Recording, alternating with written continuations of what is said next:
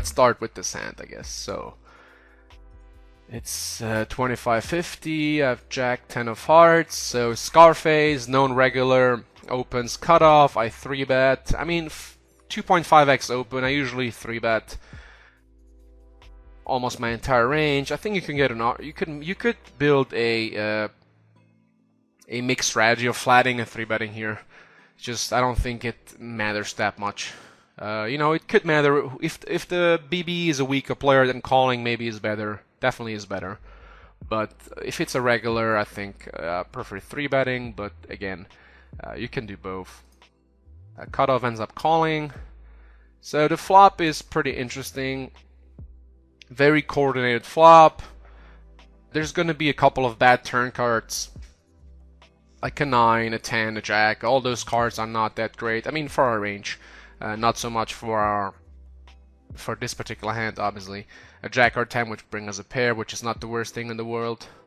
You could go ahead and pick a strategy where you don't c-bet this board too much and, you know, end up c-betting a little bit bigger. You can c-bet half pot. You can also incorporate a small c-bet size here. I mean, there's just, you know, this is something I learned this year, is to not dismiss plays at, you know, that look at first glance look weird or you don't understand them, because with time in poker there's a lot of, I mean, if somebody would have told me 3 years ago, 2 years ago that I would be 3xing the button, I would have thought, you know, that I just couldn't have imagined that.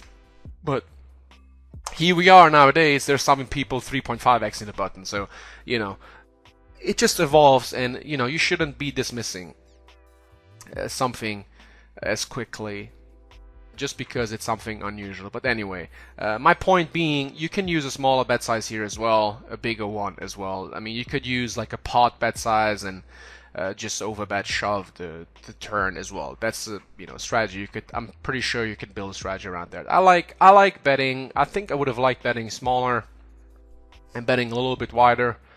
You know, because there's going to be some 6x in our range, some 8x in our range. We want to bet for protection. The overbears, obviously, some queen x. That being said, I have a gut shot. I don't have enough equity to be check calling this hand, I believe. If I had Jack 10 of diamonds, you could consider doing that and potentially check calling, check jamming turn, or check raising the flop. But at this particular combo, I like betting the flop with. So let's see what happens. He calls. Turn is a very interesting card. It's obviously an okay card for Jack 10 because now we turn an open and straight draw. Obviously not the greatest one because of the the king of diamonds. If it was the king of clubs, it would have been a lot better. But that being said, I still feel like my hand is strong enough for a bluff that I can bet it. As far as value hands here, I feel like a hand like Ace Queen is in a really tough spot. Even a hand like Ace King, I feel like the Ace, if we want to bet a single pair, a top pair kind of hand like Ace King here, it would have to have a diamond. So Ace King with the Ace of diamonds is going to be a lot better than the Ace King of clubs, for example, or Ace King no diamond. So I definitely feel like that's something to be noting here.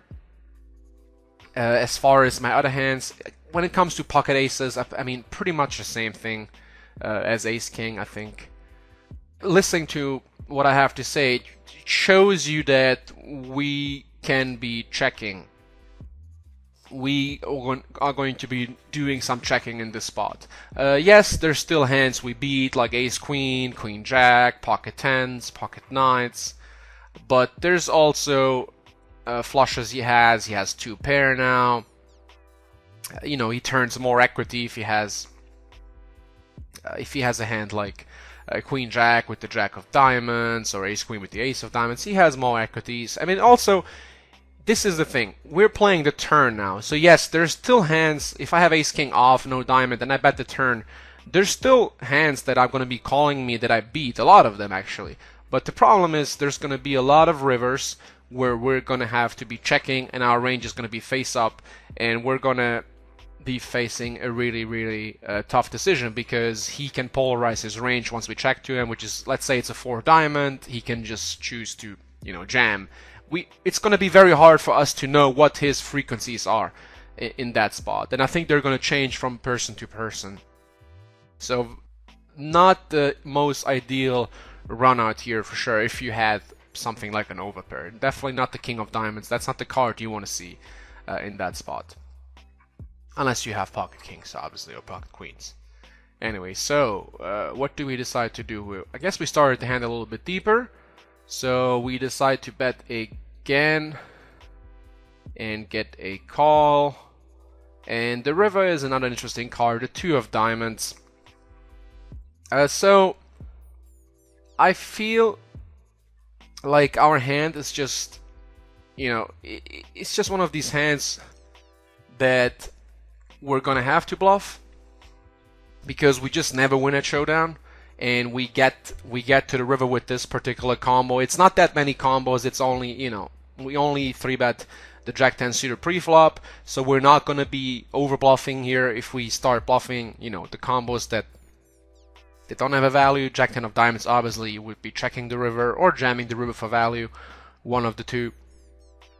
But Jack 10 of hearts, Jack 10 of clubs, Jack 10 of spades, those 3 combos you can definitely be bluffing here with. And then, obviously, you know, it is a tricky river, because I think some people are going to show up in this spot with not enough bluffs, and I'm trying to think about hands that I would like be bluffing here, because if you really think about it, ace king with ace of diamonds got there, ace king without the ace of diamonds checks the turn. So a lot of our turn bluffing hands are going to be open and straight draws that I mean, or gut shot on the flop, then turn double gutters, or that turn an open ender, and that are not going to be bluffing, because our value range, I mean, it could be Jack 10 of spades, Jack 10 of diamonds, Jack 9 of diamonds, and then maybe the suited wheel aces, ace Jack of diamonds, but you know, ace 10 of diamonds. But that's not that many value combos. So I really feel like basically whether you bluff Jack 10 and 10-9 comes down to your pre-flop 3-betting range. If you 3-bet ace Jack off, or a hand like ace 10 off, then obviously you're going to have more value hands. But if you only restrict yourself to the suited broadways, then your value range is going to be quite narrow, and then it's going to be very easy for you to start overbluffing this spot. So really important to note here, if you have hands like ace Jack off, ace 10 off, that you can bet for value on the river, because you will have more nut flushes. And also, if you 3-bet all the suited diamonds, suited aces, this will also give you more value hands. I mean, I'm pretty sure a little bit what a standard range would be, maybe something like ace deuce through ace 5 suited and ace 10 suited plus. That would be something most people 3-bet here, I think. So yeah, I think Jack 10 though is a pretty good candidate.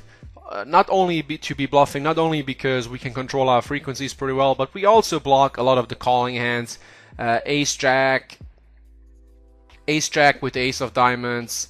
We also block pocket jacks and pocket tens with a diamond, which is really important because that's the most, you know, likely calling hand. And what is also good is you got to consider the flop being queen 6-8. On that sort of coordinated texture, you're not really gonna, you know, people aren't going to call with a hand like ace jack with the jack of diamonds, ace 10 with the 10 of diamonds. I don't believe. If it's button versus small blind and the flop would have been queen 6 deuce, you know, if it was queen 6-6 or queen 6 deuce, maybe then some people that are looser would start calling some percentage of the time with those hands. But like I said, on this coordinated on the flop, and especially these positions, I don't think that you're gonna, you know, be facing too many combos of those weaker backdoor flush draws.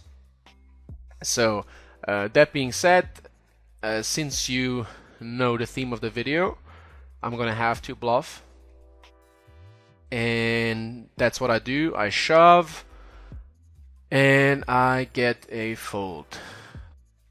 Yeah, I remember this end quite well. I remember he was thinking about it. I'm not sure. You know, these days that doesn't really mean anything. He could be Hollywooding, he could be trying to make me sweat, or, you know, it just doesn't matter. But at the end of the day, I felt pretty good about this bluff.